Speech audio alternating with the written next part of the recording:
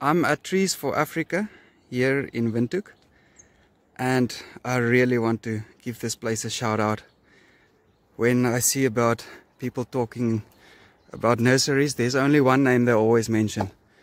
But these guys have very nice prices.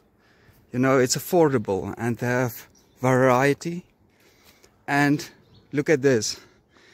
They are applying permaculture principles and mulching. It's so awesome. So thank you very much for all the coffees. We got a nice blackberry. We got a macadamia. It's actually a 2-in-1. We're gonna see how that goes. We got a nectarine. We got an apple for Mr. Monzai there. And we got a, what's this called? It's a nectarine also. Well, Trees for Africa. Plant them. Go support them. Go buy some.